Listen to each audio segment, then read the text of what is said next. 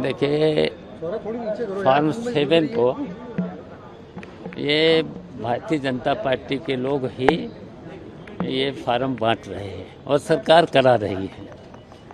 और मुझे तो ये भी मालूम है लखनऊ में कहाँ छप रहे, नोएडा में कहाँ छप रहे और छप के सरकार बंटवा रही है। तो ये सब सरकार ही करा रही है। और देखिए, जहाँ जहाँ BLO ठीक काम कर रहे हैं वहाँ पर BLO को हटाया भी जा रहा है और भारतीय जनता पार्टी के लोग धमका भी रहे हैं, कहीं कहीं पिटाई भी करी है और थाने में जाओ तो FIR नहीं लिखी जा रही है। तो ये सरकार करा रही है। सर, मुख्यमंत्री ने समाजवादी पार्टी के शासनकाल का कल फिर से जिक्र किया विधान परिषद में। उन्होंने बताया अराजकता थी, JPNIC में गबन हुआ, रिवर फ्रंट घोटाला, ये तमाम मुद्दे उन्होंने रखा, महिला सुरक्षा का भी रखा। देखिए, पता नहीं भारतीय जनता पार्टी के लोगों की आंखों में धूल जमी हुई है। अगर कहीं सबसे अच्छा काम हुआ है तो JPNIC और रिवर फ्रंट लखनऊ में काम हुआ है। तो इनको काम तो कराना नहीं है, कहीं पर भी इन्होंने काम कहीं इनको कराना नहीं है और पूरी सरकार भ्रष्टाचार में लिप्त है।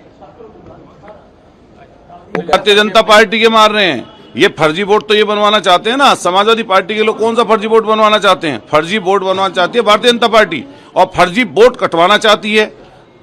जो फर्जी बनाकर लोगों को उनकी वोट कटवाना चाहती है, सोचिए आप। और मुख्यमंत्री जी का कुछ दिन पहले का बयान देख लीजिए, 4.25 करोड़ वोट कट रही थी और 80% इनकी कट रही थी। दोनों को उठाइए, दोनों को उठाकर दोनों के इनके बयान को चलवा दीजिए। हमारे मुख्यमंत्री कह रहे हैं कि JPNIC रिवर फ्रंट पे घोटाला किया समाजवादी पार्टी ने और 10 साल हो गए सरकार को। आपने क्या दिया लखनऊ को? बता दो, कोई चीज दी हो? अभी एक पार्क का उद्घाटन वो भी ढंग से नहीं हो पाया 10 साल में। माननीय अखिलेश यादव जी ने या उससे पूर्व की सरकार ने जो दिया उसकी गिन के बता देंगे। JPNIC की बात कर रहे हैं ये लोग, ये जनरेशन मिस्ट पार्क की बात नहीं करेंगे, लोहिया पार्क की नहीं करेंगे, जो ऑक्सीजन देता है। डायल 100 की बिल्डिंग की बात नहीं करेंगे, प्लासियो मॉल की बात नहीं करेंगे, वहीं पर कैंसर जो बिल्डिंग इतनी बड़ी उसकी बात नहीं करेंगे, जो इतना बड़ा एक्सप्रेसवे दे दिया उसकी बात नहीं करेंगे। लेकिन ये तो कह रहे हैं कि हम रामराज आ गया उत्तर प्रदेश में। इनको भगवान राम जी को सारी बातें इनकी बुरी लग रही हैं और इस बार अयोध्या आ रहे थे। आने वाले समय पर उत्तर प्रदेश से भगवान श्री राम जी के आशीर्वाद से और जो इन्होंने शंकराचार्य जी के साथ जो जाति की बदतमीजी की, उनका श्राप लगेगा और भारतीय जनता पार्टी जनता इसको उखाड़ने का काम करेगी। और जैसे ही हमें समय मिलेगा हमारा डेलीगेशन जा करके निर्वाचन आयोग में अपनी आपत्ति दर्ज कराएगा। कितने सदस्यीय डेलीगेशन रहने वाला है? अभी तो 10 सदस्यीय डेलीगेशन है, आवश्यकता पड़ेगी तो हम लोग बढ़ा सकते हैं।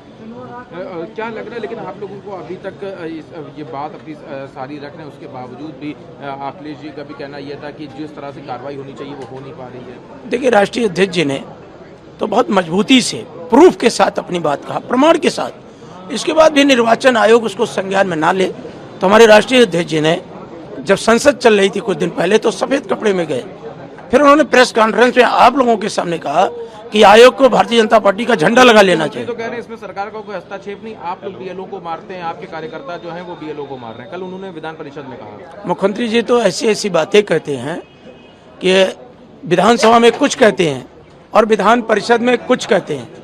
अगर देखा जाए तो सरकार में ही विरोधाभास है। अगर इसी सत्र के माननीय मुख्यमंत्री जी की स्पीच को निकाल लिया जाए और डिप्टी CM केशव मौर्य जी की स्पीच को निकाल लिया जाए तो दोनों में भारी अंतर दिखाई देता है, खासकर पिछड़े और दलितों के सवाल पर। तो मुख्यमंत्री जी को थोड़ा सा संज्ञान लेना चाहिए। और मैं आपके माध्यम से जानना चाहता हूं कि अपने देश में आखिर ऐसी क्या परिस्थितियां हैं, कितने प्रमाण से होकर के गुजरना पड़ेगा तब जाके निर्वाचन आयोग मानेगा कि यह सही है कि गलत है। मुख्यमंत्री तो कह रहे हैं कि उत्तर प्रदेश में रामराज आ गया है। एक संत संगम के घाट पर इंतजार करता रहा और इनका अदना अधिकारी नायब तहसीलदार शंकराचार्य का प्रमाण मांग रहा था। अगर मुख्यमंत्री जी से कोई प्रमाण मांग ले तो कैसा लगेगा उनको? कैसा लगेगा? ABP गंगा, खबर आपकी, जुबान आपकी।